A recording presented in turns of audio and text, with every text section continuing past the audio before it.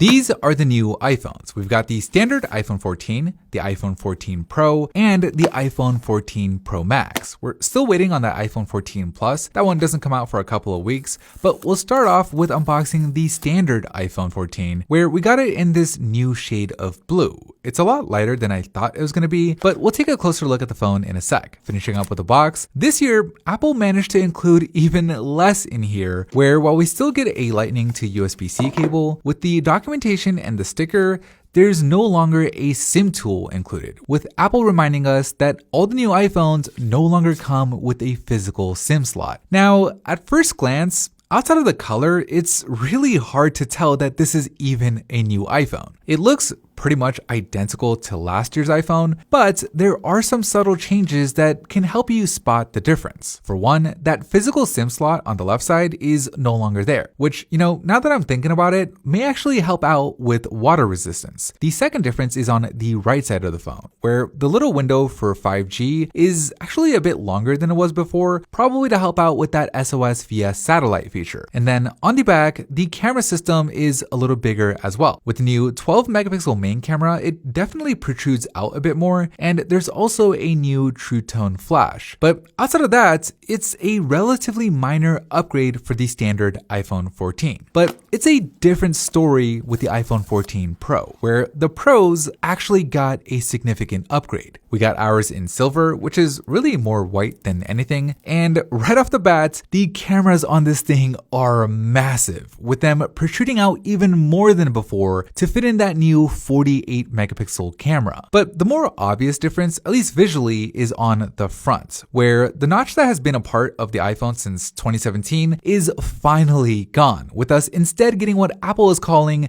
the dynamic island, a cutout that's roughly 30% smaller than the notch was, which is also interactive, where things like timers, voice memos, visuals for Face ID, and charging the battery all have animations that expand around the sensors, making this otherwise annoying cutout feel like it was meant to be there. In addition to Dynamic Island, the bezels that go around the screen have also been slimmed down, which give the iPhone 14 Pro a more modern look to it than last year's iPhone 13. Now, the next big difference is with the new always-on display, where when you lock the phone, the screen doesn't actually just go black anymore, and instead it dims the lock screen. This makes it easy to check the time or see if you have any missed notifications without having to pick up the phone every time, and with iOS 16's revamp of the lock screen, it is kind of nice to have, although it can feel kind of weird that the entire screen stays on. I keep thinking that I forgot to lock the screen, but I assume that this is something that you'll get used to over time. But if not, you can always just turn it off in the settings. Moving on to the big boy in the iPhone 14 Pro Max, we got it in this new deep purple color, which I really like. It almost looks like space gray at certain angles, but when the light hits it just right,